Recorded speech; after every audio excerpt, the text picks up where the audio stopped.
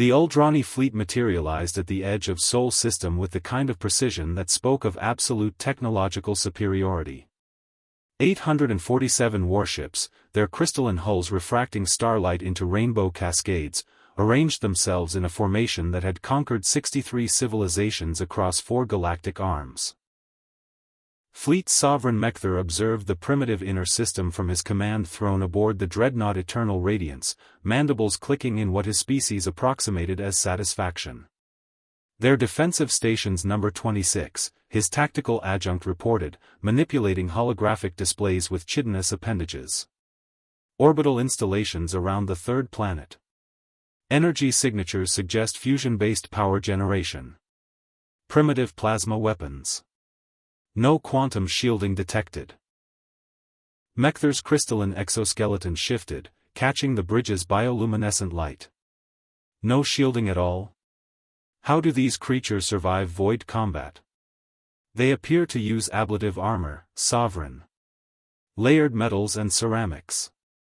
A ripple of amusement passed through the bridge crew. Ablative armor. The Uldrani had abandoned such crude methodology 3,000 cycles ago, before they'd even left their home cluster. These humans, carbon-based primitives clinging to a high-gravity hell world, were using technology that belonged in museums. Open communication channels, Mekthar commanded. Let us be civilized about this conquest. The transmission took 18 seconds to reach Earth's Defense Coordination Center buried beneath the Rocky Mountains. Commander Sarah Okonkwo stood in the tactical pit, surrounded by holographic displays showing the Uldrani formation in perfect, devastating clarity. Behind her, Lieutenant Yoon maintained tactical readiness while Chief Engineer Castellanos monitored power distribution across Earth's orbital defenses. The screens painted her dark skin in shades of amber and red. Message incoming, Ensign Reeves announced. It's in our language. They learned English from our broadcasts. Put it through. Mekthar's translated voice resonated across every command center, every military installation, every ship in the Terran Defense Fleet. Humans of Earth. I am Fleet Sovereign Mekthar of the Uldrani Concordat. Your system now falls under our dominion.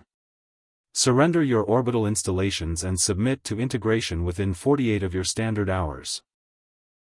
Resist, and we will demonstrate why 137 species have chosen submission over extinction. Okonkwo let the silence stretch for 5 seconds. 10. 15. When she finally spoke, her voice carried the same calm she'd used briefing Academy cadets. Negative, Fleet Sovereign. This system is not available for conquest. Recommend you redirect to uninhabited space. We'd hate for there to be a misunderstanding.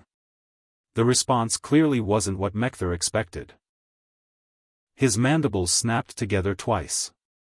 A misunderstanding? Scan their stations again. What armament do they possess that gives them such confidence? The tactical adjunct worked quickly. Mass drivers, sovereign. Electromagnetic accelerators launching solid projectiles. Fusion warheads. Some chemical rockets. Their most advanced vessels appear to use fission fragment engines. Nothing that can penetrate our coherence shields. And they threaten us with this? Mekthar leaned forward. Human Commander, I will clarify. Our shields operate on principles your species hasn't approached. Your weapons fire electromagnetic radiation and explosive force. Our barriers disperse such attacks at the quantum level. You cannot harm us. This is not negotiation. This is inevitability. Okonkwo glanced at Yoon, who gave the slightest nod. Everything was ready. Everything they'd built in secret for 43 years, since the Uldrani's first transmission had been detected by deep space arrays. 43 years of preparation the crystalline invaders knew nothing about. Understood, Fleet Sovereign. You should know we've been expecting you. Not you specifically, but someone like you. We've had time to prepare. Prepare? Mechther's laugh translated as crystalline chiming. You've had barely 4 of your generation since achieving rudimentary spaceflight. We've refined warfare across 15,000 cycles. Your preparation is meaningless. We'll see. Okonkwo cut the transmission. Mechther stared at the blank screen. The audacity. The sheer primitive arrogance. Advance the fleet. Encirclement pattern. Destroy any station that powers weapons. Let's see how their confidence holds when we vaporize their defenses. The Uldrani formation began moving, ships gliding forward with the grace of their crystalline biology. They crossed the orbit of Neptune, then Uranus, engines barely straining against the vast distances. Behind them, support vessels and carriers formed a second wave, 300 additional ships carrying assault craft and occupation forces. On Earth, Okonkwo watched the enemy fleet advance with the patience of someone who'd wargamed this exact scenario 8,000 times. Lieutenant Yoon, status on the Ironclad? TCSS Ironclad reports ready, Commander. All kinetic batteries loaded. Railgun capacitors at full charge. Crew at combat stations. And our friends in the belt? 68 mining stations confirm ready status. They're excited to finally use their equipment for something other than asteroid processing.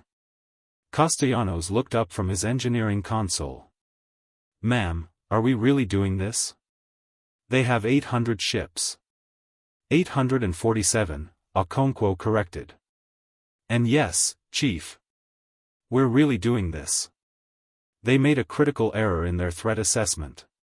What error? They assumed we'd fight like them. Stand-up battle, shield against shield, energy weapons at range.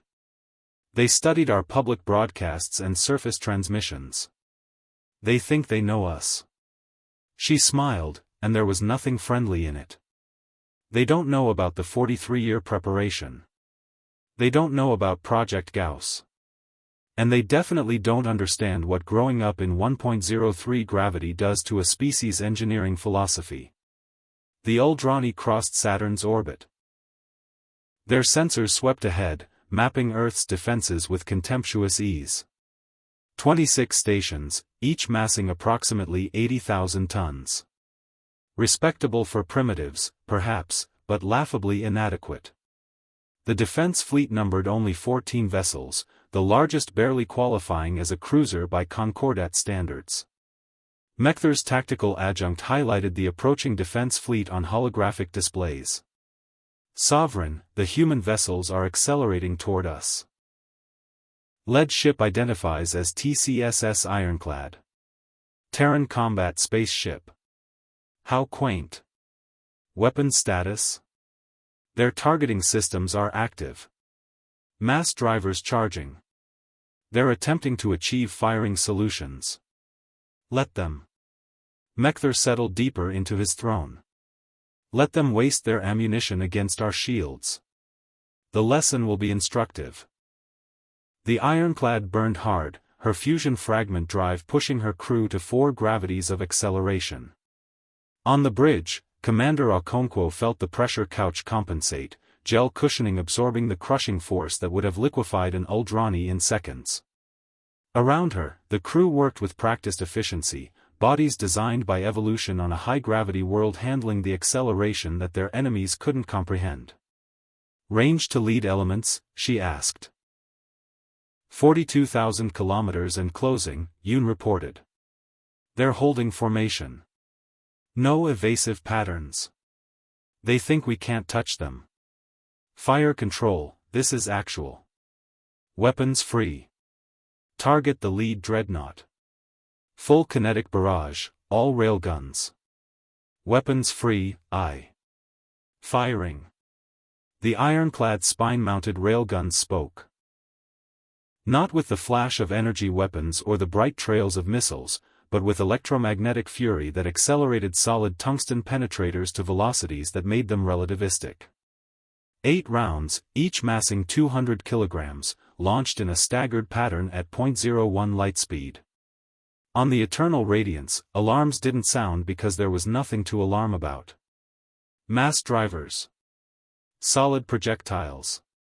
The coherence shields would disperse them like the first penetrator hit. It didn't splash against energy barriers or detonate on contact. It punched through the quantum coherence field like the field didn't exist, because the Uldrani shields were designed to disperse energy and redirect force. They had never been tested against solid matter moving at 3,000 km per second. The tungsten rod struck the Eternal Radiance's crystalline hull with kinetic energy equivalent to a tactical nuclear warhead. Crystal shattered. Atmosphere vented. The second round hit 3 meters from the first, fragmenting internal structures. The third, fourth, and fifth rounds walked up the dreadnought's spine, each impact converting kinetic energy into devastating heat and pressure. Mekthur's throne shattered beneath him. Emergency fields snapped into place, containing the atmosphere breach, but the damage was catastrophic. Shields. Why didn't our shields? Sovereign, the projectiles are solid matter. Our coherence barriers don't interact with, they pass straight through. The eighth round penetrated the Eternal Radiance's reactor shielding. The fusion containment didn't breach, Uldrani engineering was too good for that, but the magnetic bottles shifted 3 centimeters out of alignment. The reactor scrammed automatically, emergency shutdown procedures engaging. Power died across the dreadnought. Life support switched to batteries. Propulsion ceased. The Eternal Radiance went dark, drifting on momentum alone. Across the Uldrani fleet, 846 ships watched their flagship die in 8 seconds. All ships, evasive. Mekthur screamed into emergency communications. Random patterns. They're using kinetic weapons. The shields don't stop solid. 14 human ships fired simultaneously. Not at the closest targets. Not at random. At precisely calculated points where Uldrani formation doctrine said ships would be, based on 43 years of studying every transmission, every tactical display, every victory broadcast the Concordat had arrogantly sent across the galaxy. 96 tungsten penetrators crossed the space between fleets at 3,000 km per second. 63 found targets. 11 Uldrani warships simply ceased to exist, their crystalline structures unable to absorb the kinetic energy. Another 18 lost power, reactors damaged or destroyed. 4 more tumbled away, attitude control gone, crews dead from decompression. The Uldrani fleet, which had conquered 63 civilizations, broke formation in total chaos. On Earth, Okonkwo watched the tactical display with grim satisfaction. All ships, reload and prepare for second barrage. Lieutenant Yoon, signal our friends in the belt. Tell them to start the avalanche. Ma'am? Tell them it's time to show the Concordat what mining equipment can do when you stop thinking of it as mining equipment.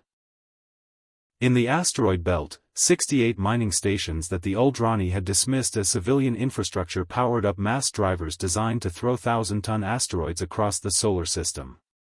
They'd been throwing rocks for decades, processing the belt's resources. Now they just needed to throw them at different targets.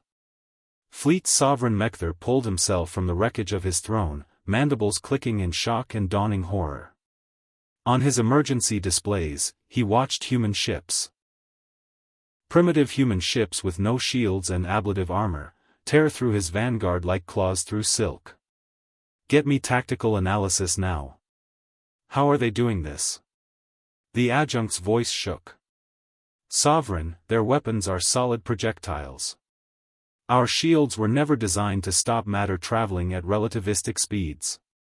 We never encountered kinetics because every civilization we fought abandoned them for energy weapons. The humans, they still use mass drivers. They've refined them for 43 standard years, and our shields might as well not exist. Mekthur stared at the tactical display as 2 more of his ships went dark. The humans had 800 fewer vessels. They should be losing. They should be dying. Instead, they were hunting his fleet with weapons so primitive, so brutally simple, that Uldrani defense doctrine had no counter. How many ships have we lost? 34 confirmed destroyed. 29 crippled. And Sovereign, long-range scans detect massive kinetic launches from the asteroid belt.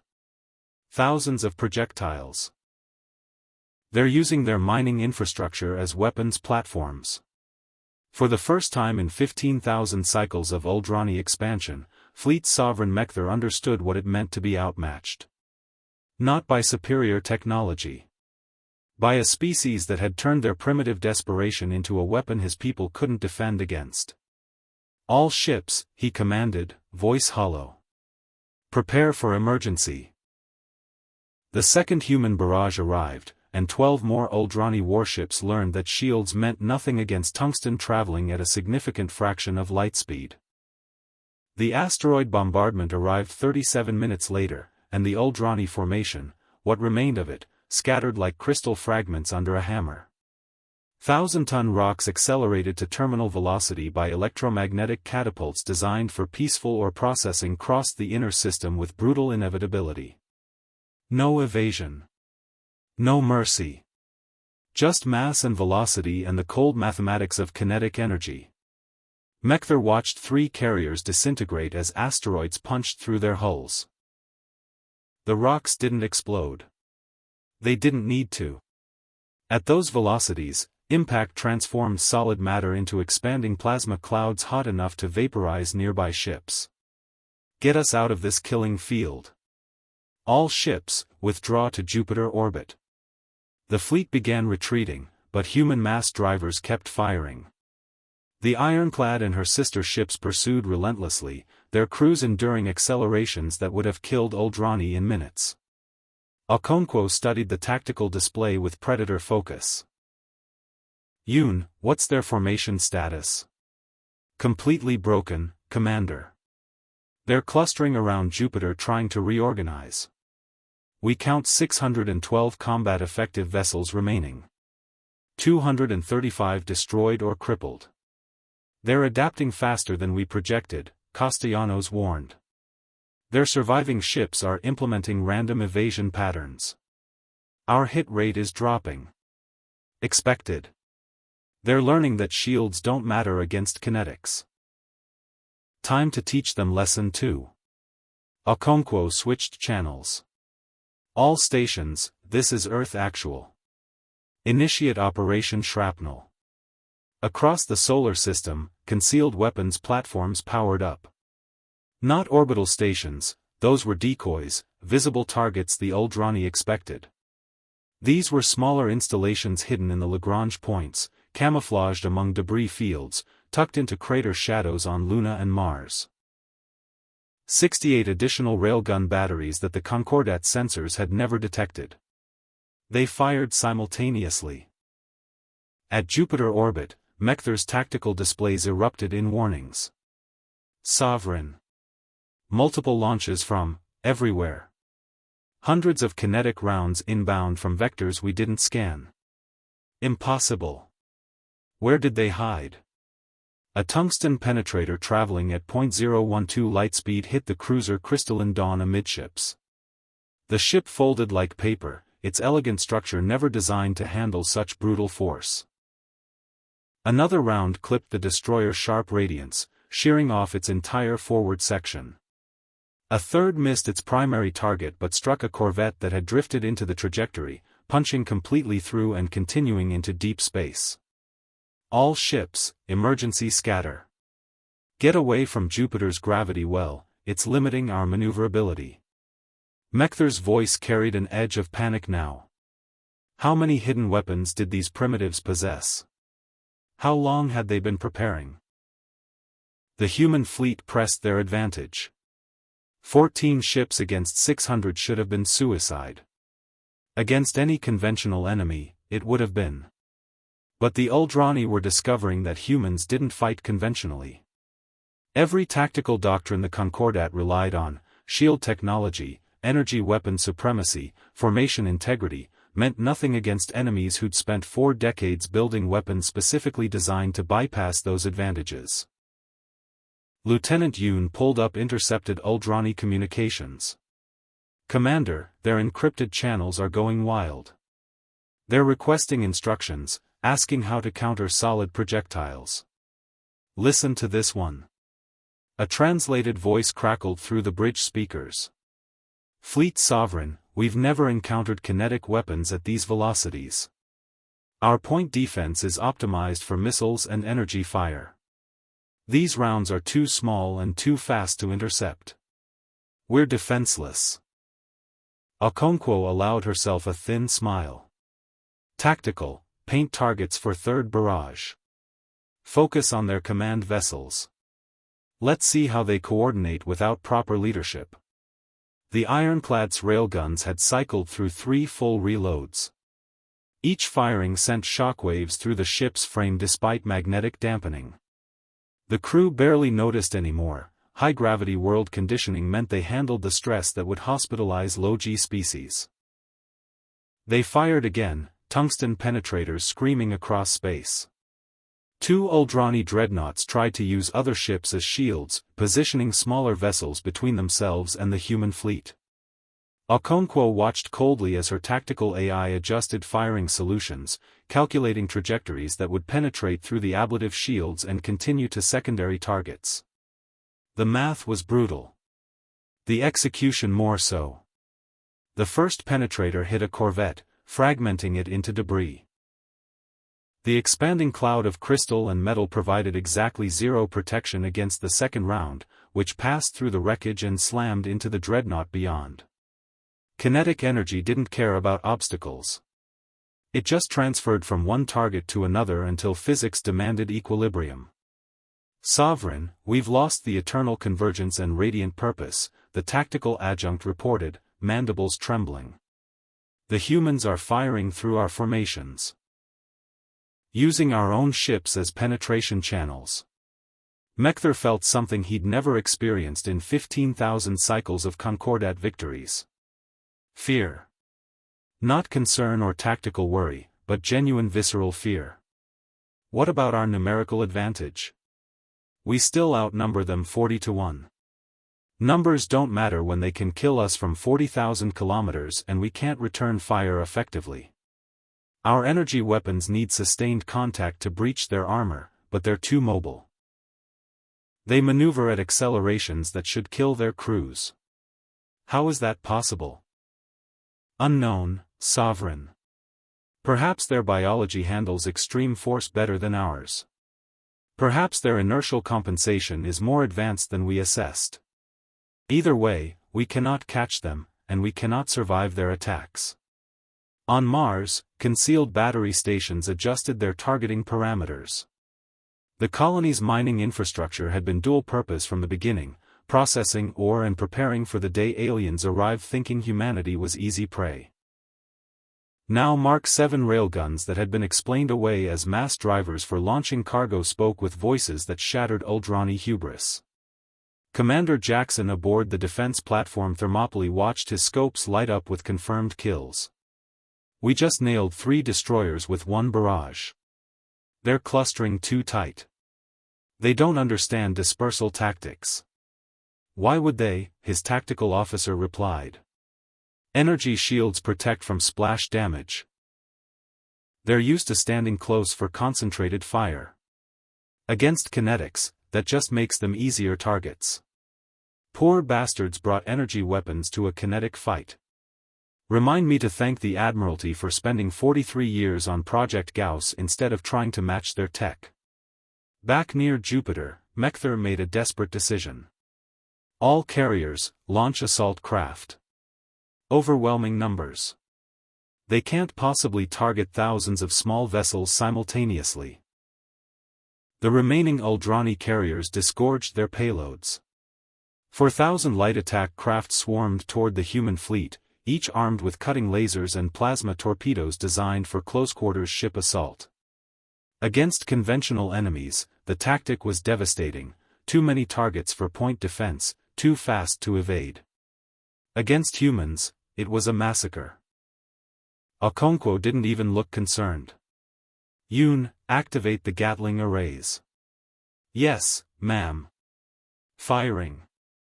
The human ships bristled with weapons the Uldrani had dismissed as anti-debris systems.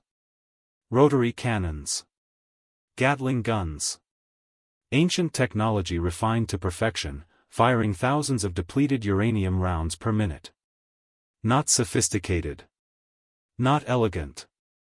Absolutely devastating against light craft. The first wave of Uldrani fighters flew into a wall of metal.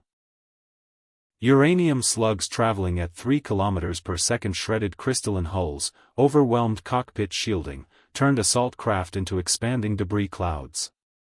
The Uldrani pilots tried evasive maneuvers, but the sheer volume of fire made evasion meaningless. It wasn't about accuracy. It was about filling space with so much metal that nothing could pass through. 2,000 fighters died in 90 seconds. Pull back. Pull back. Uldrani squadron leaders screamed. The survivors broke off, retreating toward their carriers, but the Gatling arrays tracked them the entire way. By the time the assault ended, 3,700 Uldrani pilots were dead or drifting in damaged craft. Mekthar watched the tactical displays in numb horror. His fighter wings, the same wings that had subjugated entire species, destroyed by what amounted to automatic weapons fire. This isn't possible. They're primitives. Carbon-based primitives who barely achieved spaceflight 4 generations ago. Sovereign, the tactical adjunct said quietly. Perhaps that assessment was our fatal error. Explain. They told us they'd been preparing for 43 years. Since they detected our first transmission. What if they built their entire military doctrine around defeating us specifically? Every weapon. Every tactic. Every ship designed not for general warfare but for fighting the Uldrani Concordat. The realization hit Mekthar like a kinetic round. The humans hadn't tried to match Uldrani technology. They'd studied it, identified weaknesses, and built weapons to exploit those exact vulnerabilities. Kinetic weapons because shields couldn't stop solid matter. High acceleration because Uldrani biology couldn't handle the G-forces. Rotary cannons because they needed volume of fire, not precision. Every choice deliberate. Every system optimized for this exact confrontation. How many ships have we lost total? 308 destroyed. 172 crippled beyond combat capability. We're down to 367 effective vessels. Less than half. In under 4 hours. Against 14 ships. Okonkwo monitored the retreat and made her decision. All ships, pursue. Don't let them reorganize. Castellanos, what's power status on the main batteries? Capacitors at 70% and climbing, Commander. We can maintain this firing rate for another 6 hours before we need to cycle down for cooling. Good. Yoon, signal the belt stations. Tell them to start the second wave. Full spread, maximum velocity. Commander, we've already launched everything in the immediate queue. Not everything. Tell them to use the reserve stockpile. The asteroids we marked for colony ship construction. We can always build more ships. Right now, I want every piece of rock in this system moving at the Concordat.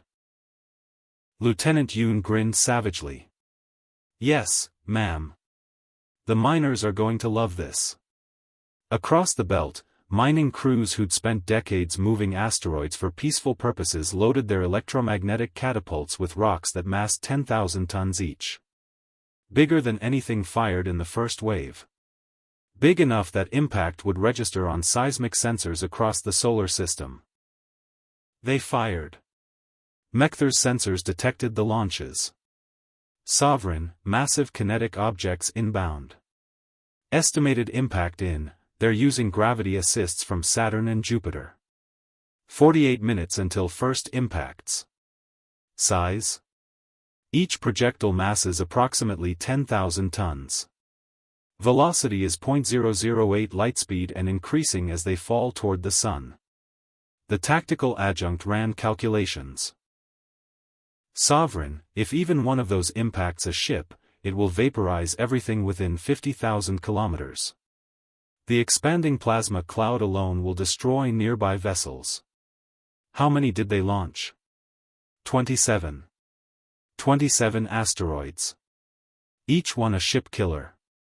Each one impossible to intercept because the Uldrani point defense was designed for missiles and energy weapons, not for mountains traveling at relativistic velocities.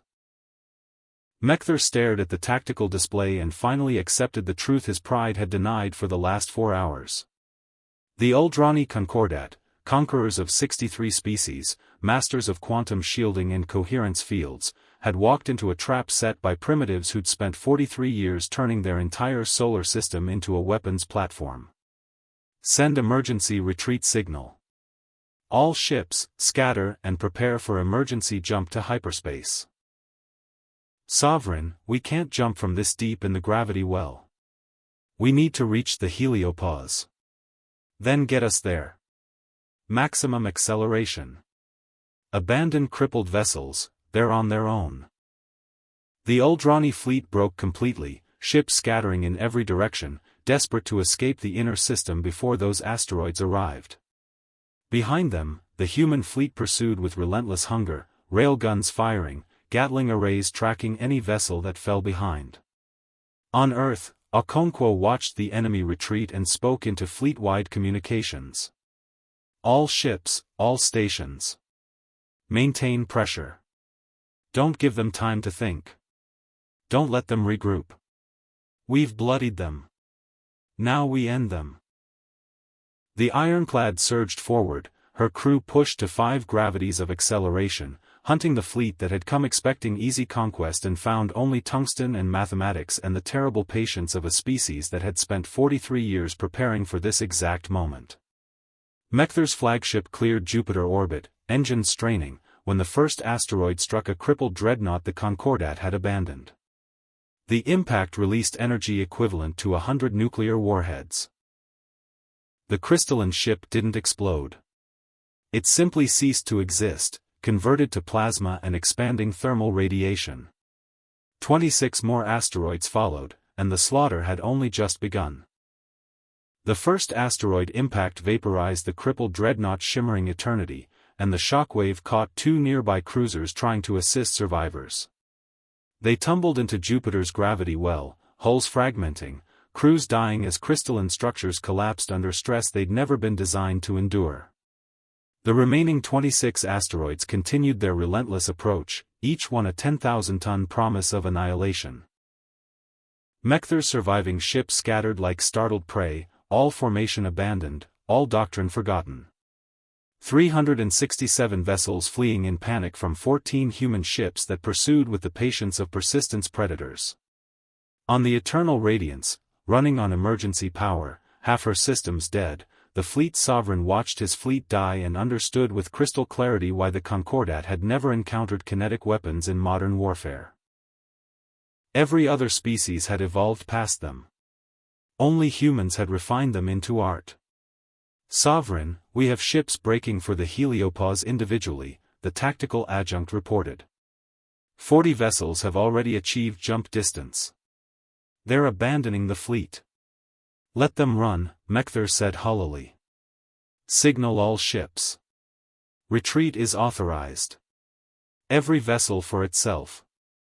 Reach jump distance and return to Concordat space. The order that had never been given in 15,000 cycles of conquest transmitted across the remains of his fleet. The Uldrani had come expecting integration. They were leaving as refugees. Commander Okonkwo watched the enemy scatter on tactical displays and made her final calculations. The human fleet had pushed their drives hard, another 3 hours at this acceleration and they'd need serious maintenance. Time to end this decisively.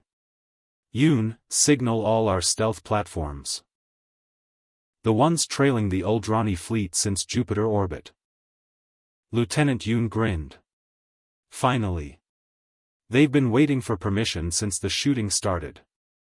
What stealth platforms? Castellanos asked. The ones we launched 4 months ago when deep space sensors confirmed the Concordat fleet was en route. 48 autonomous hunter-killer drones, each carrying a single railgun and enough battery power for one shot. They've been drifting dark, using the enemy's own engine wash as cover. Okonkwo pulled up a secondary tactical display. They're positioned behind and below the Uldrani formation. Perfect firing solutions on their reactor sections. The hunter-killer drones activated simultaneously. 48 railguns fired from point-blank range, 2,000 kilometers, practically knife-fighting distance for space combat. 48 tungsten penetrators traveling at 0.01 light speed struck 48 Uldrani ships in their most vulnerable locations. Reactors didn't breach. Uldrani engineering was genuinely excellent, but magnetic containment failed.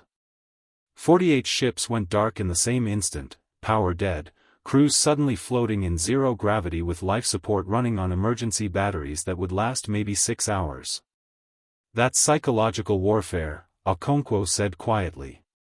They came here thinking they were apex predators.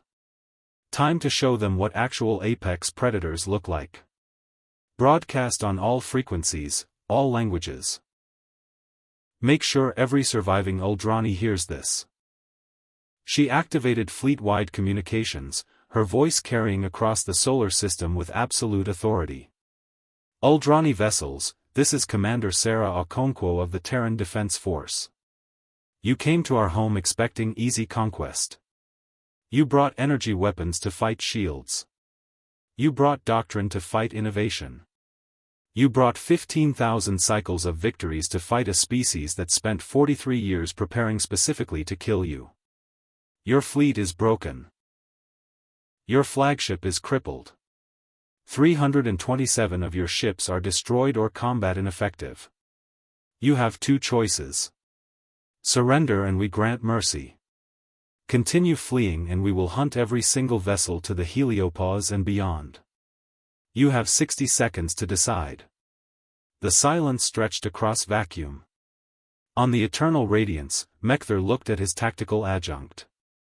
The crystalline being's mandibles trembled. Sovereign, we cannot win this.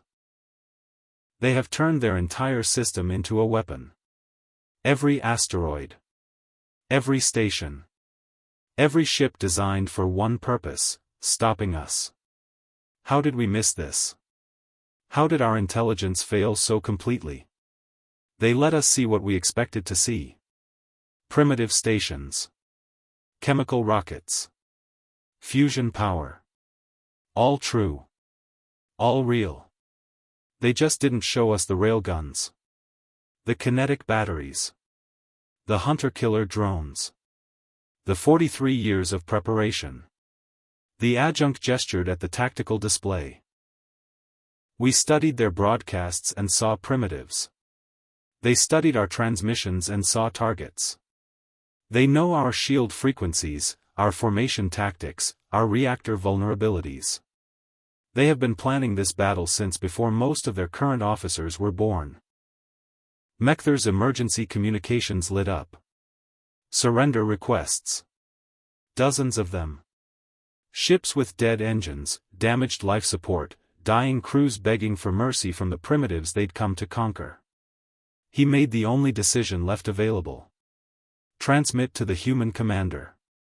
Fleet Sovereign Mekther offers unconditional surrender of all Concordat forces in Sol system. We request terms.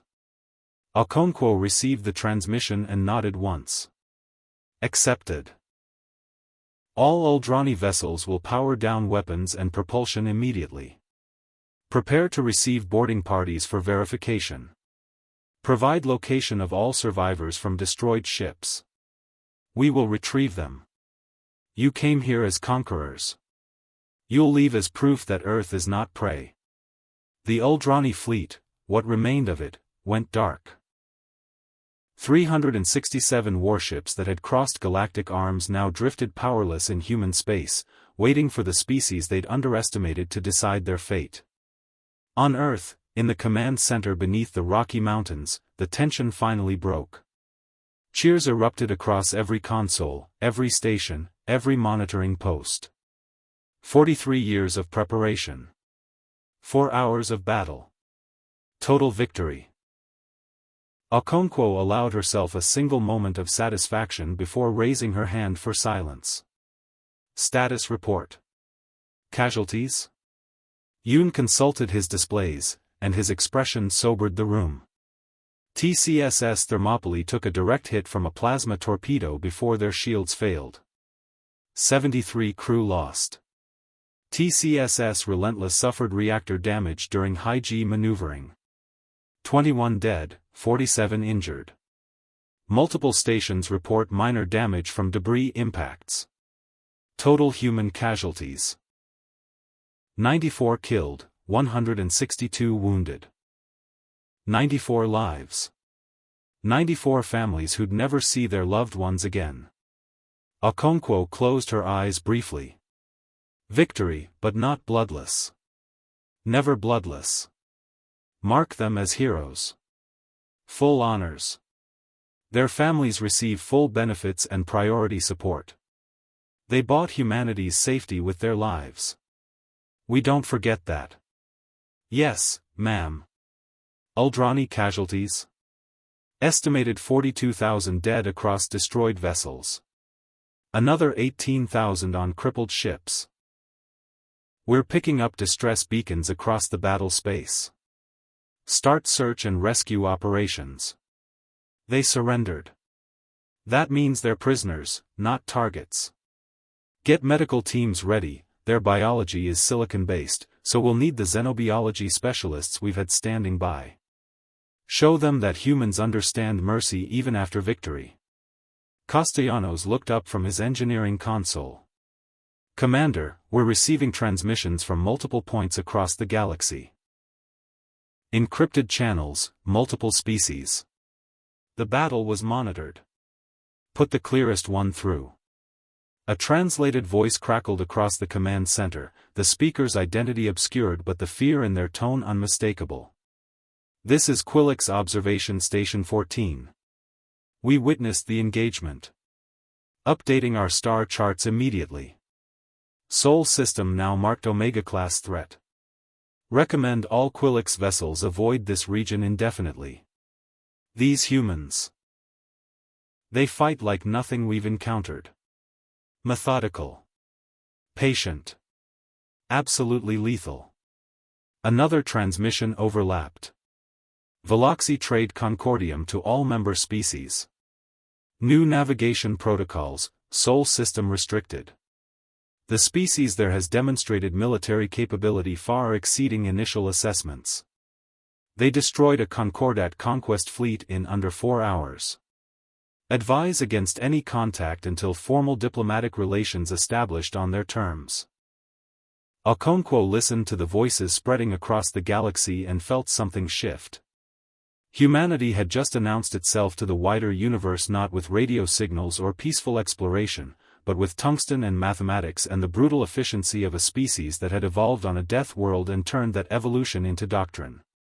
Ma'am, we're receiving a priority transmission from the Uldrani flagship, Reeves announced. Fleet Sovereign Mecther requests direct communication. Put him through. Mecther's crystalline features appeared on the main display, his mandibles still, his posture defeated. Commander Okonkwo. I wish to understand. Your species achieved spaceflight barely 4 generations ago. How did you prepare such defenses? Okonkwo met his gaze steadily. You transmitted your victories across the galaxy for 15,000 cycles. Every conquest. Every battle. Every tactical display. You wanted the universe to fear the Uldrani Concordat. Congratulations. You taught us exactly how to kill you. We studied every transmission, reverse-engineered your technology from broadcast data, identified every weakness in your doctrine. Then we spent 43 years building weapons to exploit those weaknesses. You came here expecting primitives. You found a species that turns preparation into weaponry. 43 years. An entire generation raised knowing this day would come. 2 generations, actually.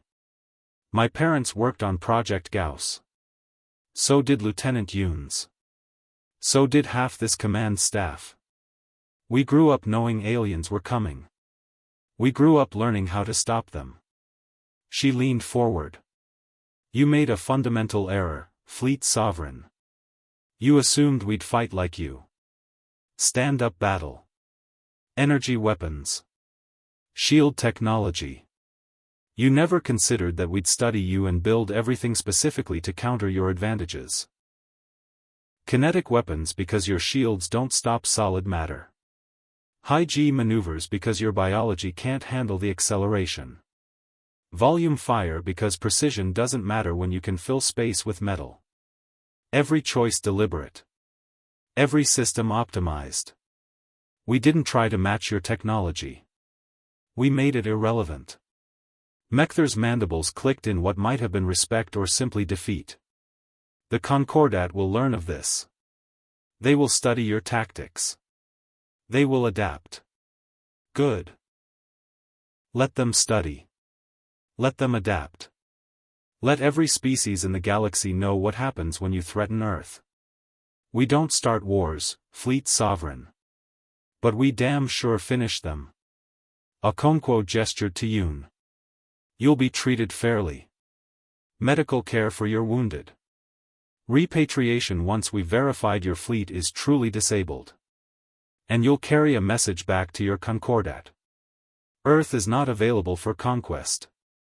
Not now. Not ever.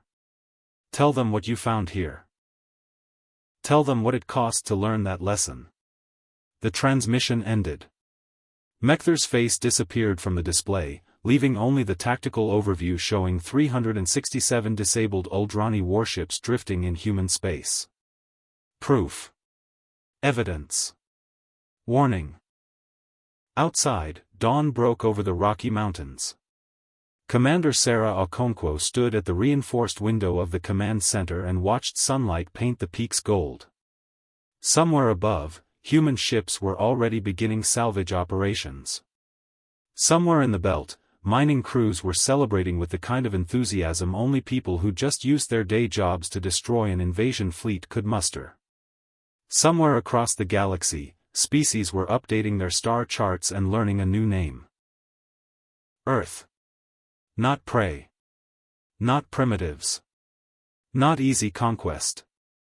A high-gravity death world that had birthed a species patient enough to spend 43 years preparing for war, smart enough to turn enemies' strengths into fatal weaknesses, and ruthless enough to prove that humanity's greatest advantage wasn't technology or numbers.